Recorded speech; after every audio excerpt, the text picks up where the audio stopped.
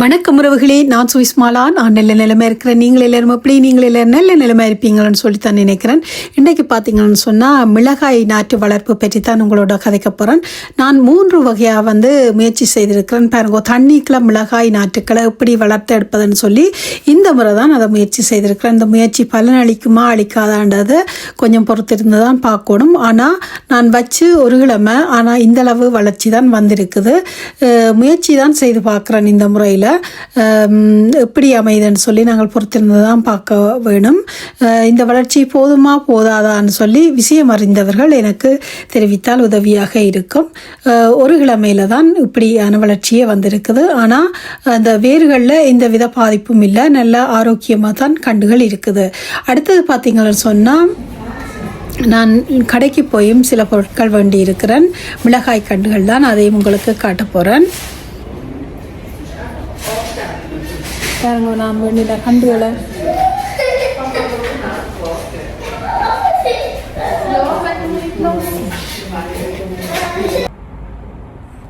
பாருங்கோ. இன்னும் நான் கண்டுகள் வேண்டி இருக்கிறேன். விதைகள் போட்டிருந்தாலும் கடையிலும் வேண்டி வைக்கணும் என்ற ஒரு ஆசை இருந்தது. அதால் நான் வேண்டி இருக்கிறேன். ஏற்கனவே இந்த இனங்கள் நான் கொண்டே வச்சிருக்கிறேன், இருந்தாலும் காணாதுன்னு நினைக்கிறேன். அதால் இந்த வெள்ளை கத்தரி, மற்றது இந்த பச்சை கத்தரி, மற்ற இந்த குண்டு கத்தரி, மற்றது இது சரியான உரைப்பு மிளகாண்டு போட்டிருக்குது. ஹாட் லெமன் அண்டு போட்டிருக்கு. உரைப்பு மிளகாய் மஞ்சளில் வேண்டி இருக்கிறேன். மற்றது இது பார்த்திங்கன்னு சொன்னால் இது மிளகாய் கண்டு தான். இது நல்லா வளர்ந்துருக்கு. ஆனால் இந்த விலை 2 ரூபா 20 ராப்பன் தான் போட்டிருக்குது. 2 ஃப்ராங்கும் 20 ராப்பன் தான் போட்டிருக்குது. இந்த கண்டுகளும் வேண்டி இருக்கிறேன். மற்றது கோவா நான் வேண்டி இல்லை. அப்போ கோவா கண்டும் வேண்டி இருக்கிறேன். பாருங்க, இது வெள்ளைக்கோவா, சிவப்பு கோவா இல்லை, வெள்ளைக்கோவா வேண்டி இருக்கிறேன். பாருங்க, லேண்டியில் தான் வேண்டி இருக்கிறேன்.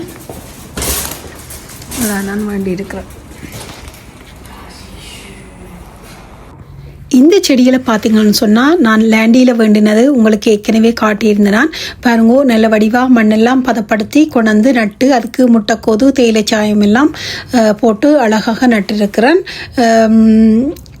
நாற்றுக்களும் நான் போட்டிருக்கிறேன். பின்னால் உங்களுக்கு நான் காட்டுறேன் வடிவாக.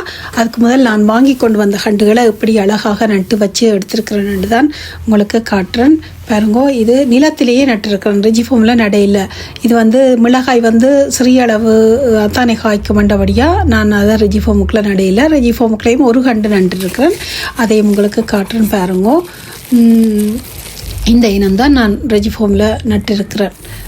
மற்றதெல்லாம் நான் நிலத்தில் தான் நடுறேன். பொதுவாகவே நான் மிளகாய் கண்டுகள் எல்லாத்தையும் நிலத்தில் தான் நடப்போகிறேன். இந்த இனத்தை பார்த்தீங்கன்னு சொன்னால் ஸ்ரீலங்கா நாற்று. இவ்வளோ நாளும் நான் உள்ளுக்குள்ளே தான் இந்த நாற்றுக்களை வச்சுருந்தேன். இன்றைக்கு வெளியில் கொண்டு வந்துட்டேன். வெளியில் கொண்டு வந்து நல்ல வடிவாக பதமாக வச்சுட்டு, வெயில் அதிகமாக படாமல் நான் ரெஜிஃபோமால் சாதுவாக மூடி வச்சுருந்தேன். அதை நான் உங்களுக்கு ஓப்பன் பண்ணி தான் இப்போ காட்டினேன். அந்த விதத்திலும் நான் வச்சுருக்கிறேன். பார்த்தீங்கன்னு சொன்னால்,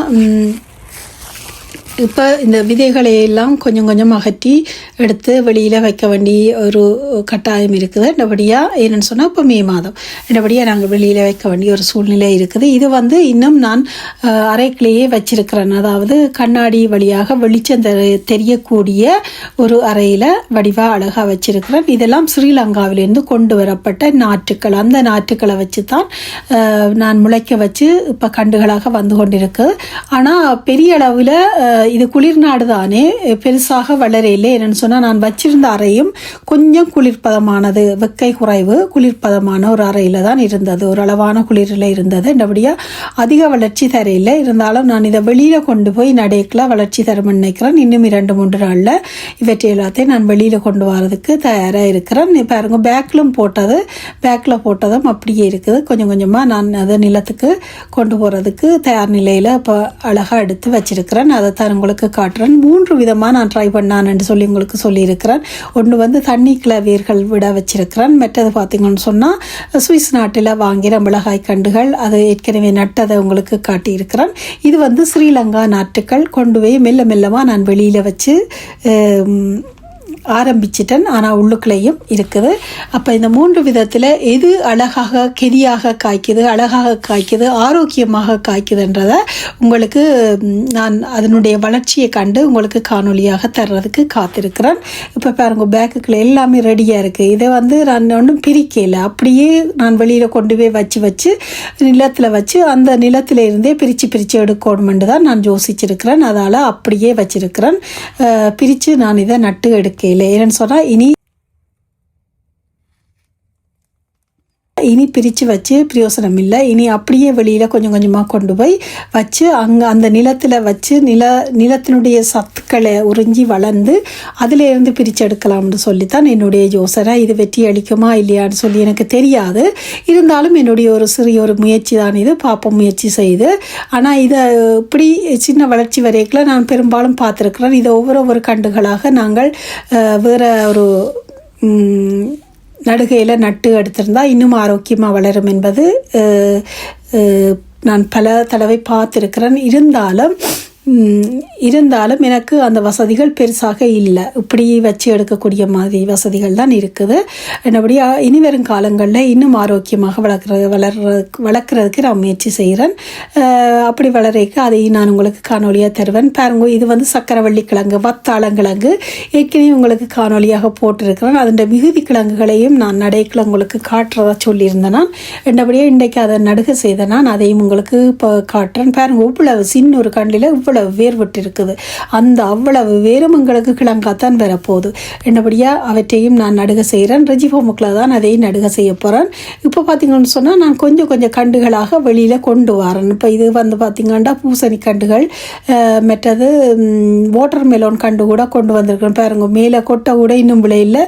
ஆனால் கண்டை வெளியில் கொண்டு வந்துட்டு என்னென்னு சொன்னால் இன்றைக்கு மிதமான வெயில் இல்லை, ஒரு அளவான வெயில்.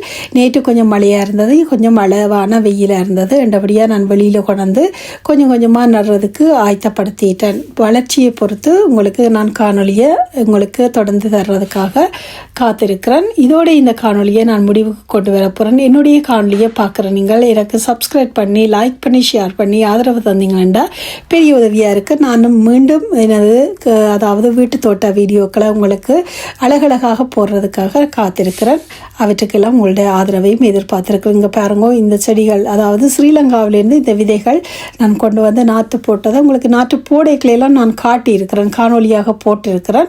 இந்தளவு தூரம் வளர்ச்சி அடைஞ்சு இருக்குது. ஆனால் வெயில் குறைவான ஓரளவு கண்ணாடிகளால் வர்ற வெயிலில் வச்சு தான் இதை வளர்த்துருக்கிறேன். ஜன்னல் அருகே வச்சு வளர்த்துருக்கிறேன் ஒரு அறையினுள்ளே. இந்தளவு வளர்ச்சி தான் வந்திருக்குது. இது பார்த்தீங்கன்னு சொன்னால் பூசணிக்காய், ஸ்ரீலங்கா விதை. பாருங்க, எவ்வளோ அழகாக முளைச்சி வந்திருக்குதுன்னு சொல்லி நான் இதை வெளியில் கொண்டு வந்து இப்போவே வச்சுருக்கேன்.